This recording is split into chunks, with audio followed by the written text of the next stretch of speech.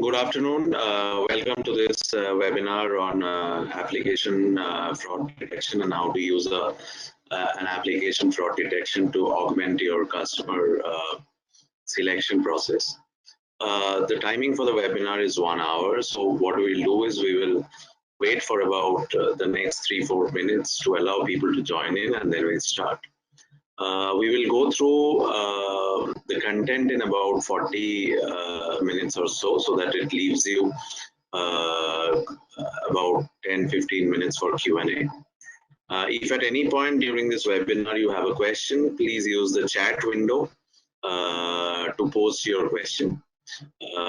We will answer as many questions as we can during the webinar, and if there are unanswered questions, we will get back to you on your respective email IDs with the answers to those. If post the webinar you have a question, you can reach out to interact@crifhighmark.com. Interact@crifhighmark.com. Let's wait for a couple of minutes before we start. So I see about 20 more people have joined since the last set. So welcome everyone to the webinar. If at any point you have a question, please use the chat window to post the question. We will try to answer those questions in the last quarter of the hour in this webinar. If there are any unanswered questions, we will get back to you with the answers on your email IDs. So I think we should start off. I'm going to project the content. I will right now switch off my webcam. I will be back on the webcam for the Q&A.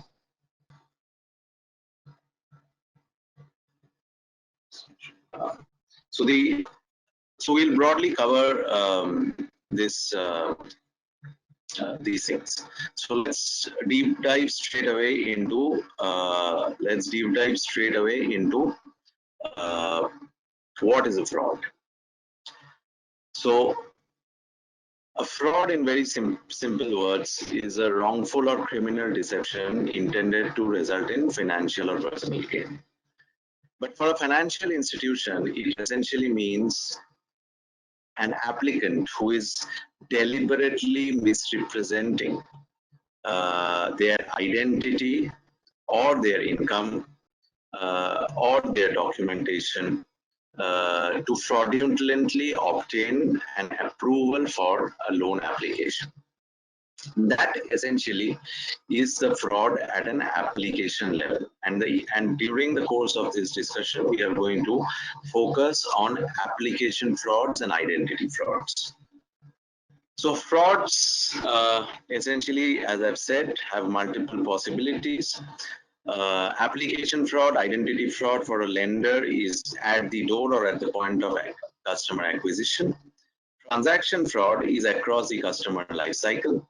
Document tampering can happen at multiple instances during the customer life cycle as well. But prevalent is, of course, at the point of sanction. So to re-emphasize, we are going to focus on application fraud and identity fraud right now. Why do we need to detect frauds at application level, or why do we need to detect frauds at the point of customer acquisition?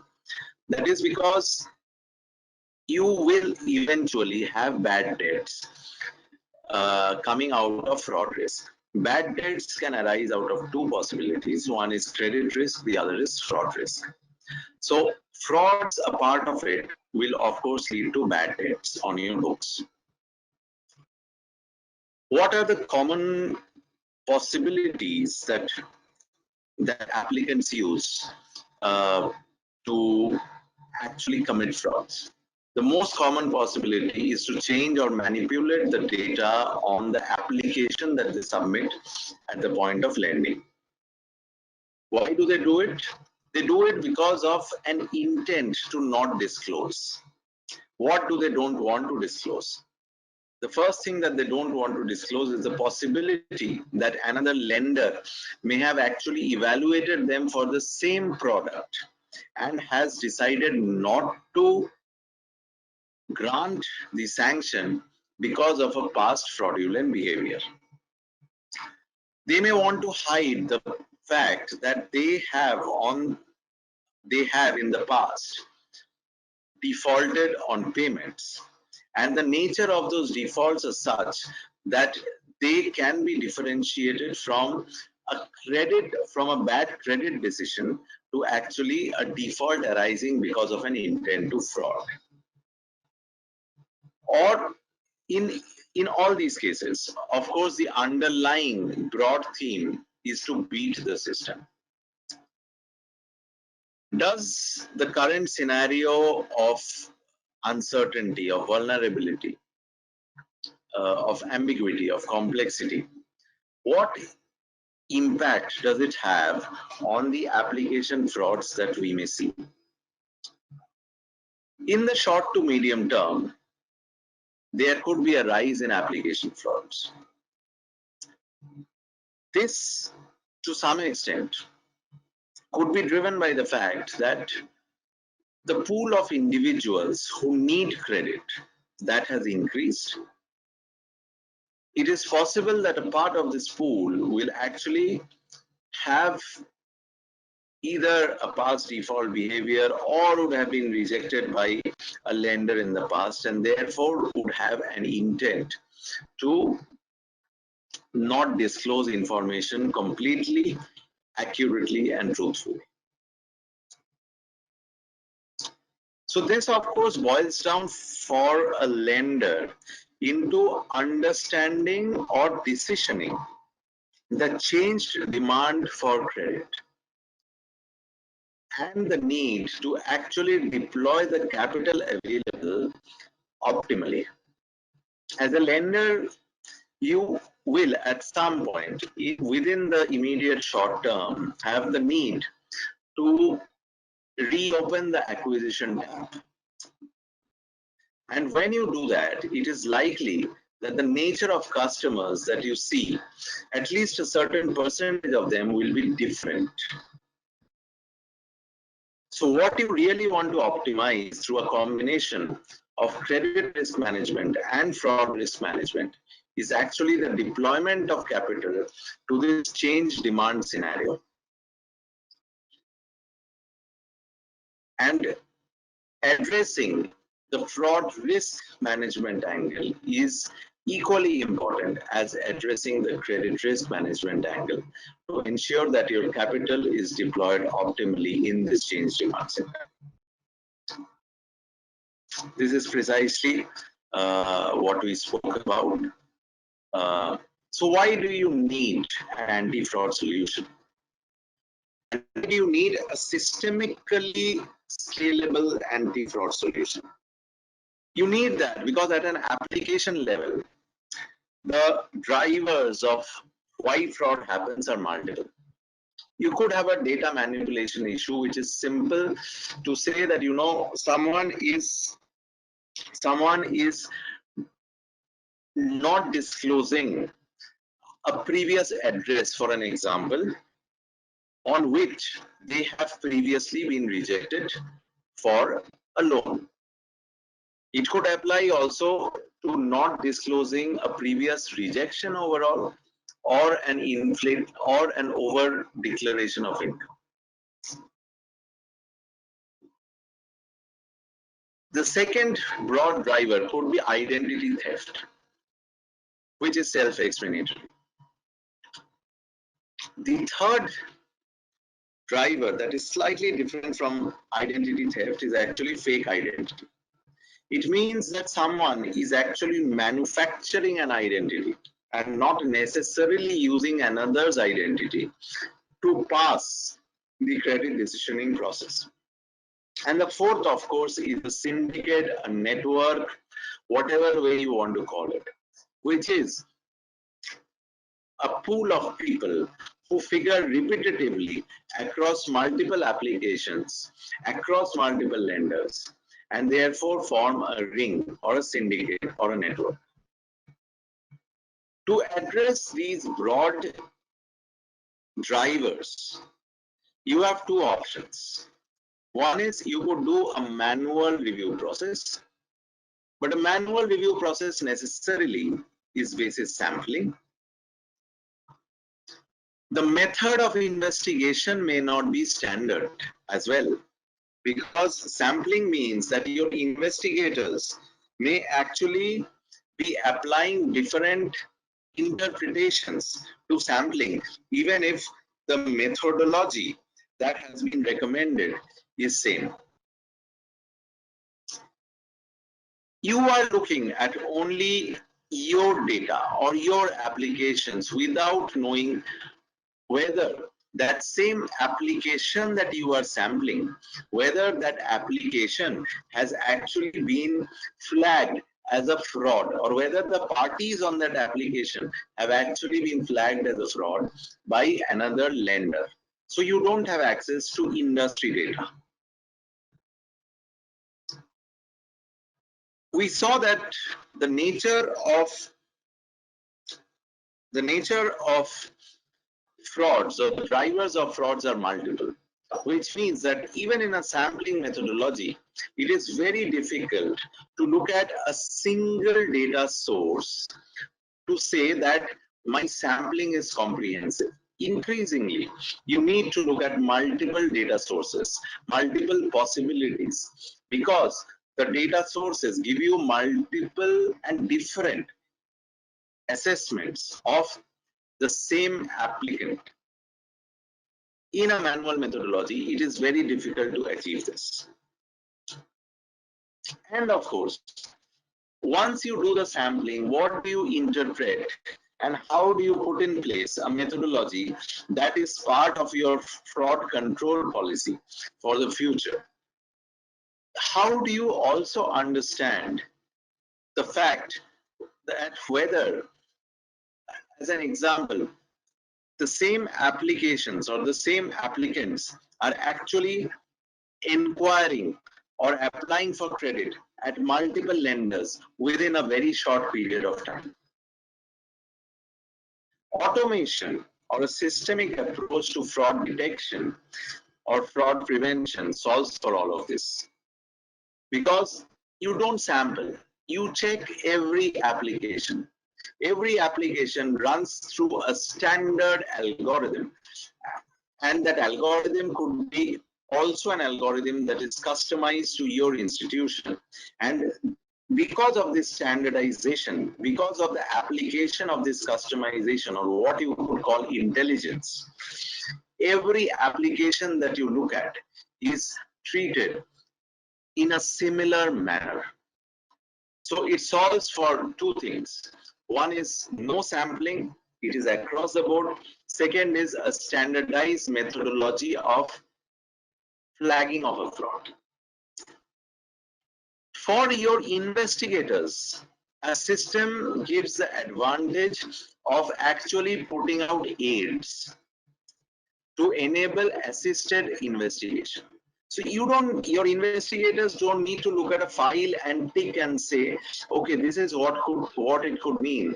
An automated approach is actually showing or throwing indicators already to say what are the possible red flags on that application.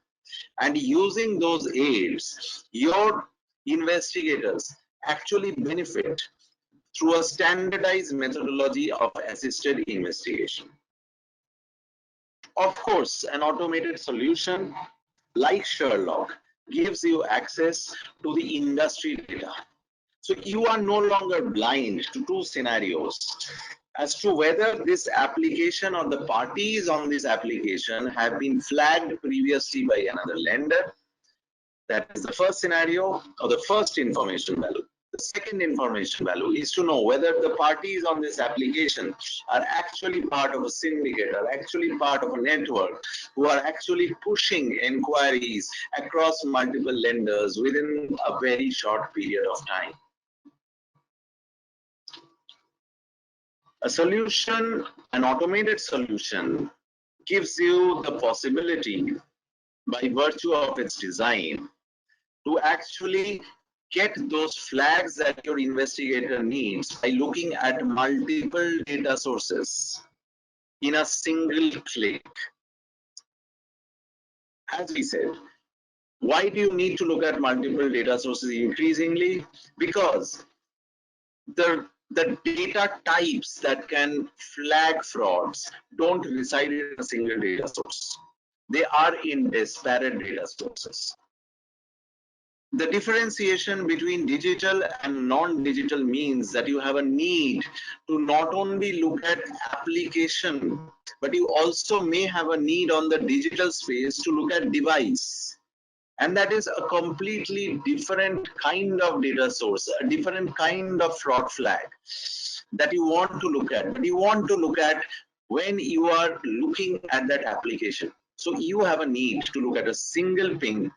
In that single ping, you need to look at all data sources, different data sources. You need to get flags, and you need to tell your investigators that if you get flag X, this is how you investigate. If you get flag Y, this is how you investigate.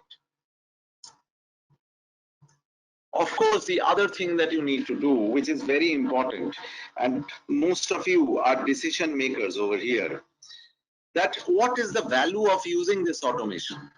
The value of using this automation is actually for you to arrive at an inference, to decide what should be your fraud control rules. An automated solution by design can give you this possibility by virtue of, again, two drivers. One is you have the ability to control what rules matter to you, and you have the ability to control that on your historical application pool and the data or the value of the data that you see coming from the industry. This we have again covered, so I'm going to skip this one.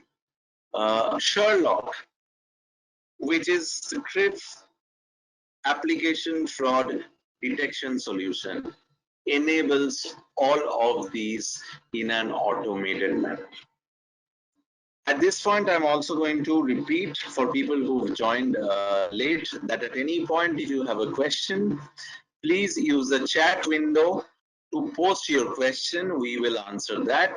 Or you may also send the question post this webinar to interact@crifhighmark.com. So if you have a question, please post it on the chat window or send that question to interact@crifhighmark.com. Let us now look a little bit deeper into how even the need for automation differentiates across different lending products. So if you look at a microfinance or a group loan kind of scenario, you have the group concept where multiple applicants come as part of a group. These are high volume, instant decision kind of scenarios. You therefore need to check for fraud and KYC for every applicant in an application or every member of the group in a single ping. Because the key over here, the key decision over here is not necessarily the sanction decision. The key decision over here is actually the people who should be part of the group. Traditionally, this has been viewed in terms of eligibility for a sanction. But increasingly, it should change to actually looking at whether this person has a previous intent that is shown that should prevent this person from becoming a part of the group. Some applications have thin data points, and it is because of the nature of the customer segment that you will have thin data points. So therefore, while a credit check actually gives you access or an insight into the past credit behavior, a fraud check for this customer segment can actually tell you whether there is actually an additional insight in terms of an intent to not disclose or in terms of an incorrect disclosure that is not credit related. but is possibly a KYC related, is possibly a need for credit or an application, the number of applications that has been requested, that kind of scenario related. So the complementary value for the fraud check in the microfinance or the JLG space is essentially twofold. It is to actually look at the KYC side. It is also to look at the volume of applications or the cross linkage between multiple parties who are part of multiple groups.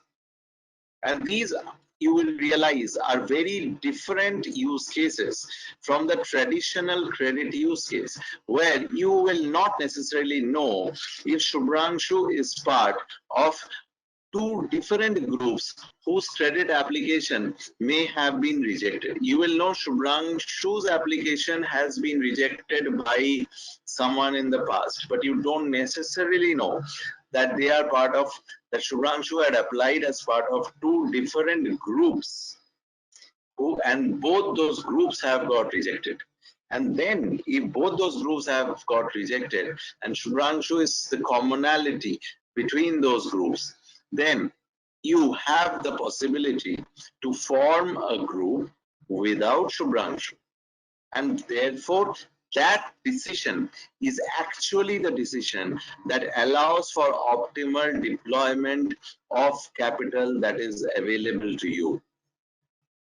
For a straight through process like a two-wheeler, which is essentially a two-wheeler or a consumer durable, which essentially could actually be partner-based sourcing, which is a dealer-based sourcing, high volume, fast moving. So the need over here is that in a single ping, go to multiple data sources, collate that information that is available from multiple data sources, and give me a response within a very short period of time, number one.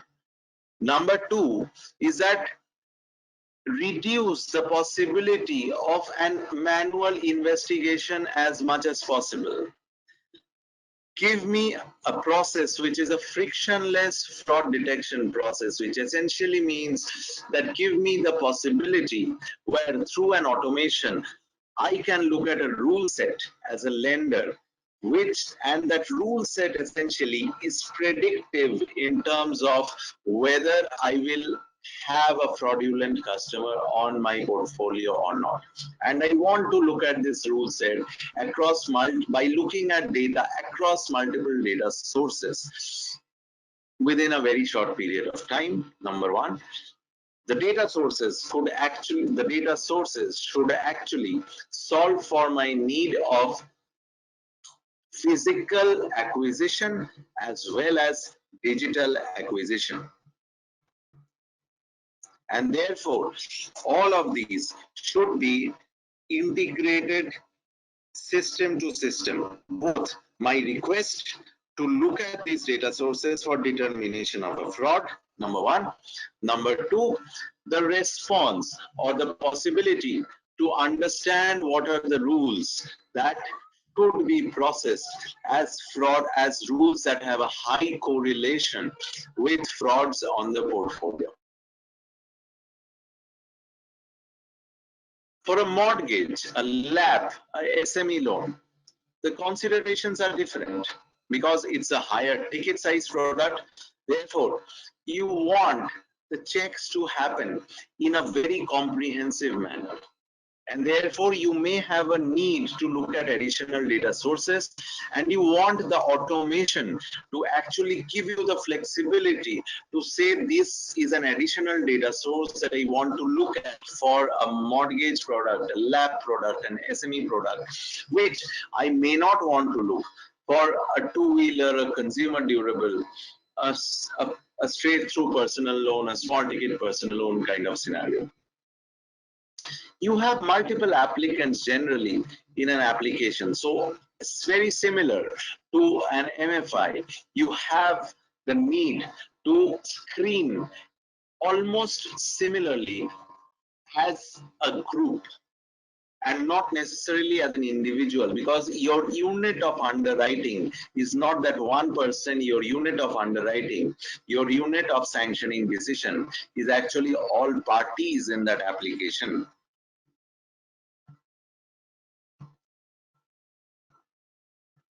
And of course, you have the need for a distributed inquiry more than uh, more than the need for it in a two-wheeler or a consumer durable or even a product like a microfinance or a JLG. So therefore, you need to have that flexibility in that automation to do a centralized ping versus a distributed ping as well.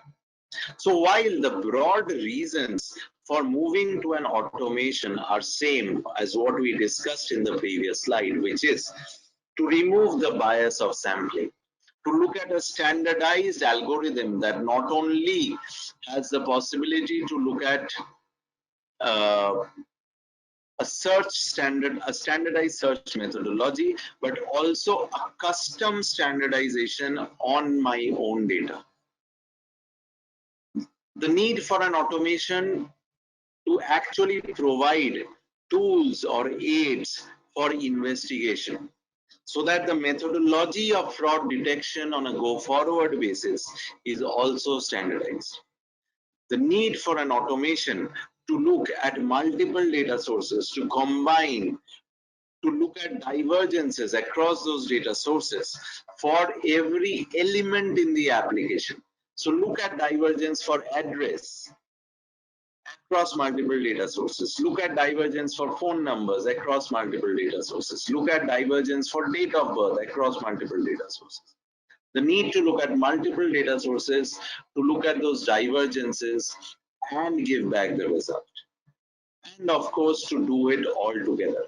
Those are the broad things. But as you see over here, those broad drivers have different execution or implementation considerations based on the product that you are underwriting.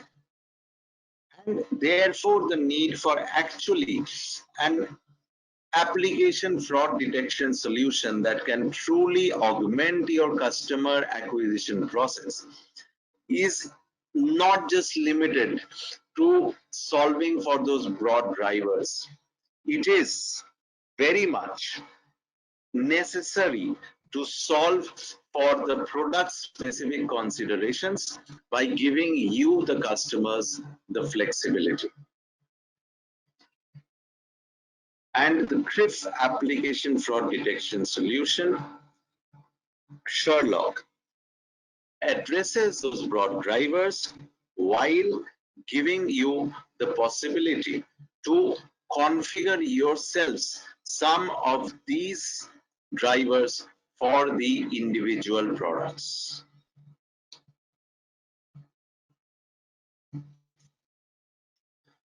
So the question therefore is, what kind of behavioral drivers can you use to identify application fraud? The simplest is to look at already identified negative profiles. It is the cleanest way. It is the simplest rule that you can apply. It is something that you must believe because another lender has said that this is a negative profile or this is a fraud. The challenge by focusing too much on this is the proportion of identified frauds as a function of the number of applications that you process. So if you go back and look at what are your observed fraud rates at your institutions, you will see that maybe only 0.6% or at max about 2% or 1.5% of all applications that you process are historically flagged by you as application frauds. Therefore, while this is a very strong indicator, The the typical challenge with this indicator is coverage. And that is why you need the second behavioral driver, which is to look at anomalies. And anomalies essentially is one of the places where you need to look at multiple data sources.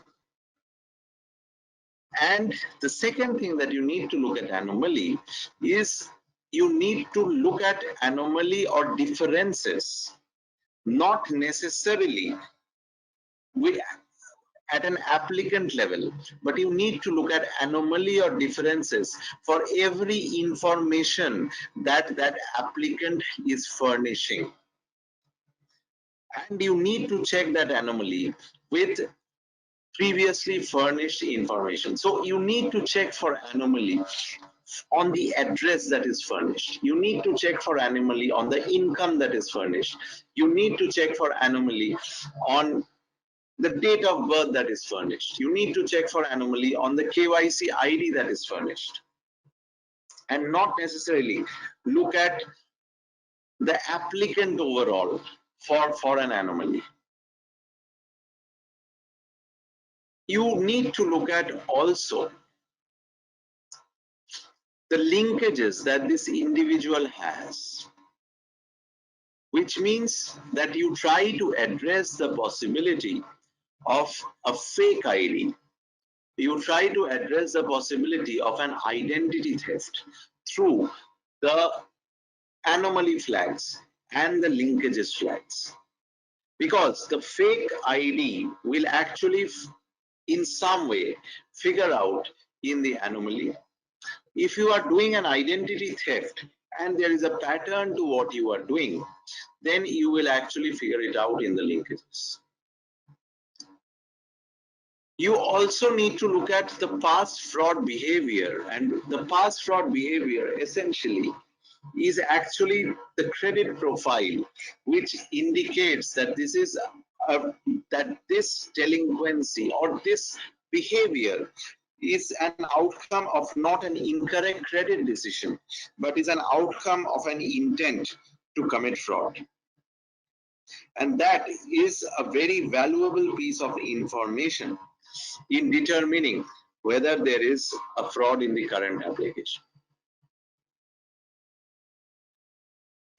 The other powerful element, of course, is to look at whether there is a common pool, whether there is, whether whether an applicant actually figures across multiple applications, across multiple lenders within a very short period of time. And that is essentially called as a velocity. But that velocity is actually not an outcome in isolation.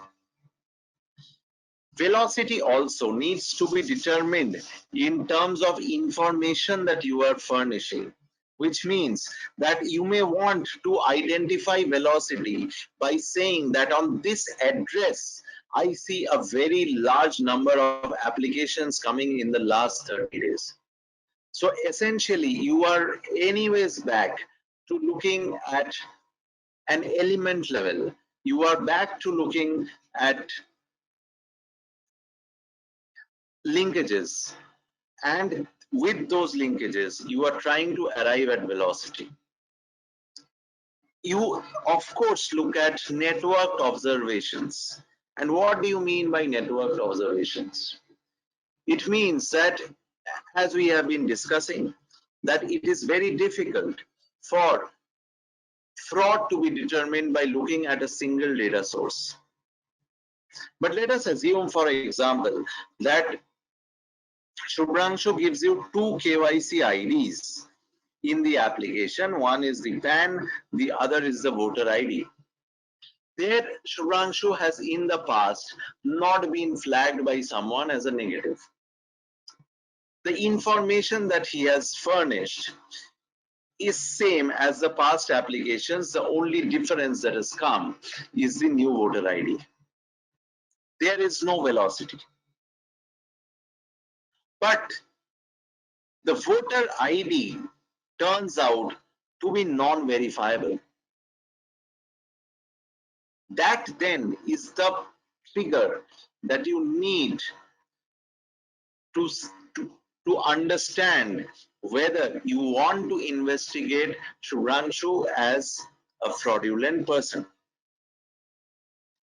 And your decision on whether to investigate Shubhranshu for a possibility of an application fraud is driven by the fact that whether in the past people who have furnished a voter ID in addition to the PAN, or people who have furnished a voter ID, how many of those applications have you actually have actually translated into a into a fraud that you have identified in the past, either by sampling or through a prospective assessment based on bad debt that may have arisen out of that.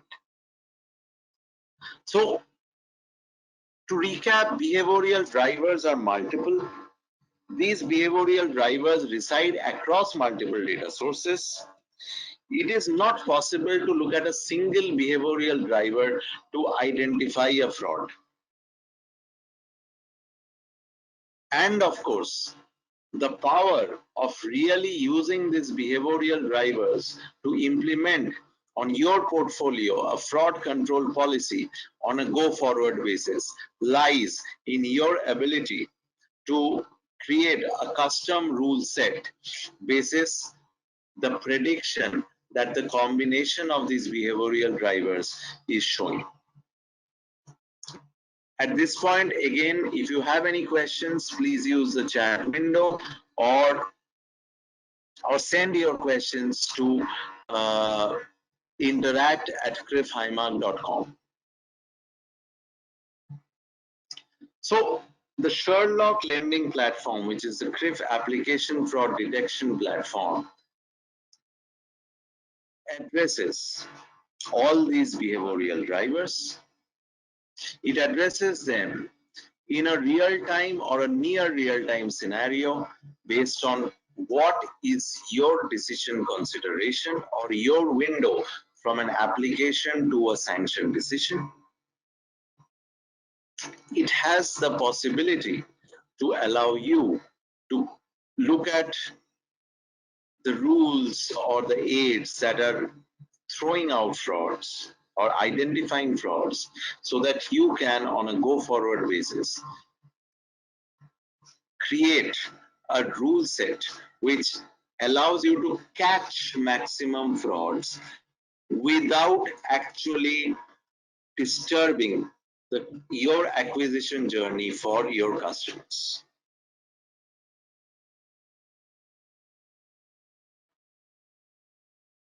So we have developed, of course, this platform called Sherlock, basis our understanding of data that we see because of our credit bureau.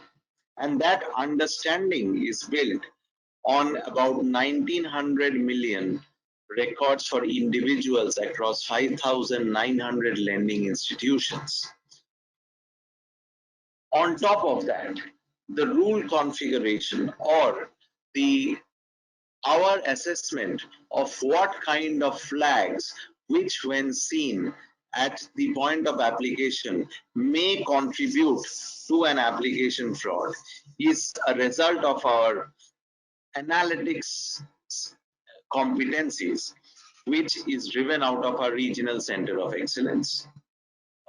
We of course have a large user base, and we continue to fine tune our predictions in terms of the rule sets that may contribute to fraud because of applications or because of inquiries that we see our customers do with us on a monthly basis.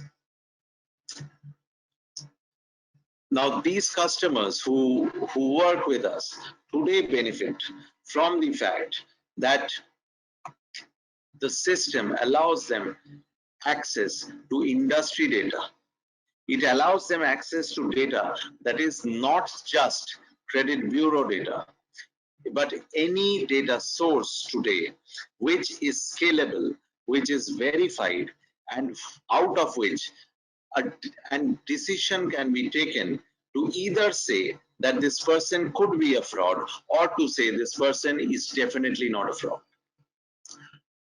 It allows them and they benefit by getting those tools or those aids coming on the platform through which they can configure rule sets that allow for standardized investigation or for frictionless customer underwriting. And they, of course, are in the journey where they are gradually building a data pool, which is to say, which differentiates between predicted frauds and predicted non-frauds, and therefore the possibility to work with us to create a very sharp set of rules which captures most of the frauds that they see on their portfolio.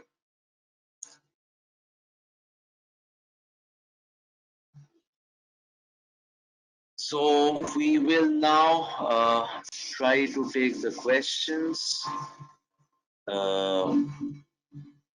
So let me come back on the webcam.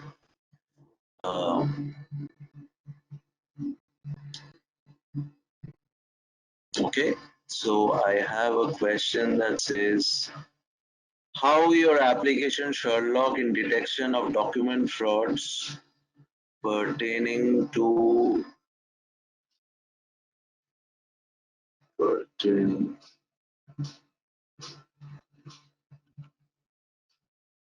Okay, so Sherlock has a facility where lenders, if they actually find a document fraud, they can upload that document, and they have the possibility to actually add a comment to say that this application was marked as fraud because of this document. So when an application happens, let us say for the same individual, after that, we will pick up that comment and we will actually show to this new requester the fact that previously this applicant has been flagged by another lender, or it could be the same lender as well, as having committed a document fraud. If there is a follow-up question to these, please post on the chat window or you may send it later. Income documents, ITR, financial, bank statements, stage managed business setups. So I believe this is a continuation of the same question. So I've actually answered this. Checking of enquiry. Sherlock looks at enquiries made with CRIF alone or with all bureaus. It looks at enquiries made with CRIF, but as I have said, it has its own. There are two kinds of enquiries that can be made. One is the credit enquiry, the other is the enquiry to check for the application fraud. And in some institutions, in fact, in several institutions, the choice of the partner for these two may be different. So it is possible that we have two scenarios where we have this pool of credit enquiries made with us, and we have this pool of fraud enquiries made with us. It is possible that an institution is making both these kinds of enquiries with us. It is possible that an institution is making only one of these kind of enquiries with us. We look at any inquiry that has been made with us. We will look at, and from that inquiry, we will not necessarily look at the person, but we will look at the information that has been furnished in that inquiry. So the address in that inquiry versus the address in this inquiry. The date of birth in that inquiry versus the date of birth in this inquiry. So we will look at element by element by element by element. Across these elements, we will try to search Is there a difference between the past and the present? We will try to search, has someone in the past looked at this element and said this element is a fraud element? We will also search that whether this element in the present is actually something that from the non-bureau data sources is actually sounding out like a fraud.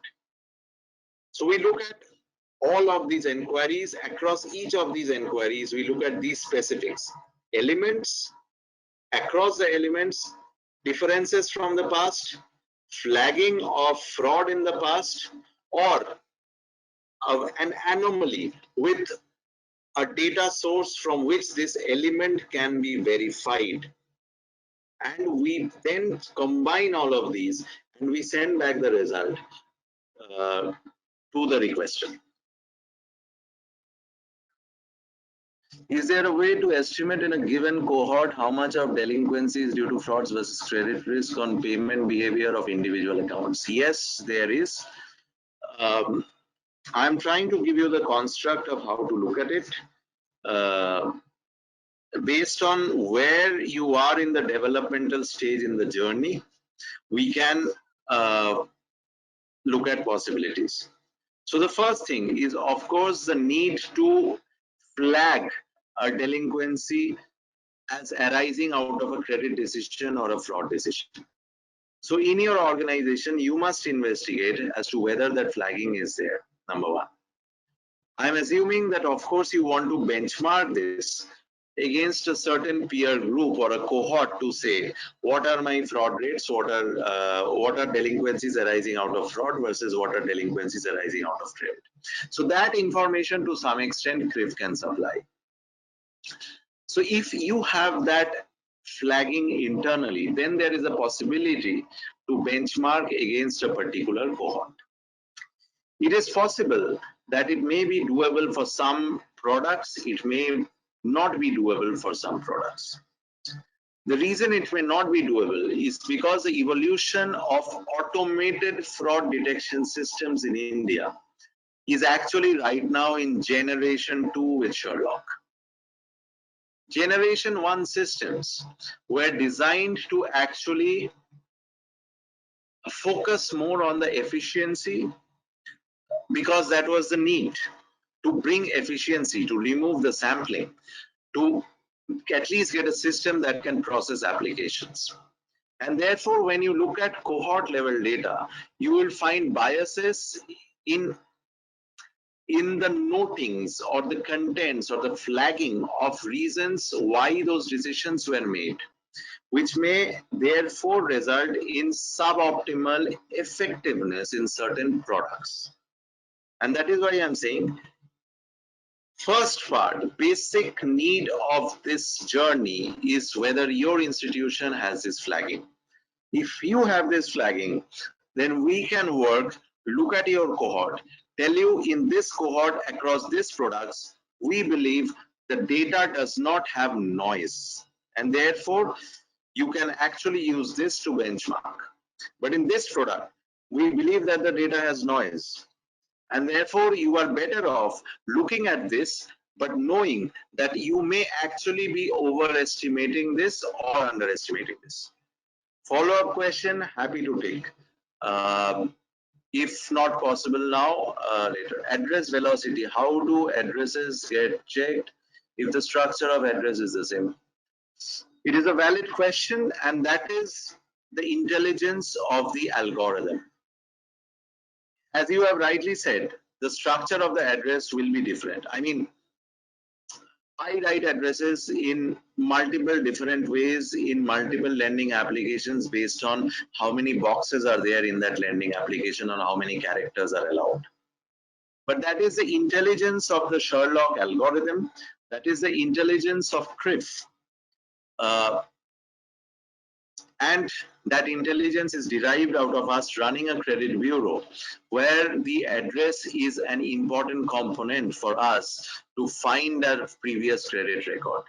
So that intelligence is something that we use across all the inquiry data that I explained earlier, and find out two things from an address standpoint. One is for this applicant, is this address different from previous addresses? And the second thing is, in this address, are there multiple applications from different individuals, sourced by different agents, sourced across different channels, across different products, coming to different lenders? Because it means then that the address is a fraud address. And it could also mean that because that individual is being tied to this address, there is actually an identity theft happening on that individual.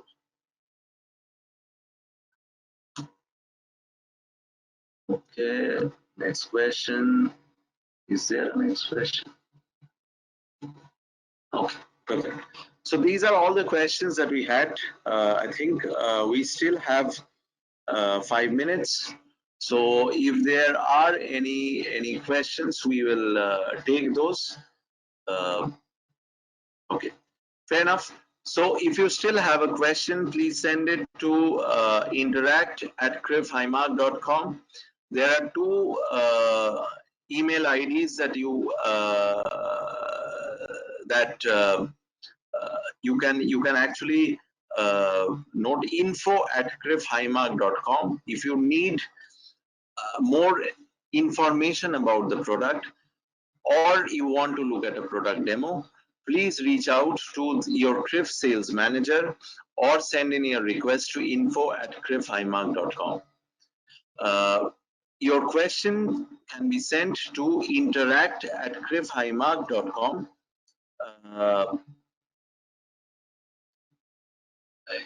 And we will, of course, answer that question offline by replying to your email on the email ID to which you have registered. So send in your question to interact@crifhighmark.com. If you need more information about the product, reach out to your CRIF sales manager and we will be happy to engage in further discussions. Once again, thank you for being part of the webinar and taking the time off. Always a pleasure to interact. Stay safe and have a good day ahead. Thank you.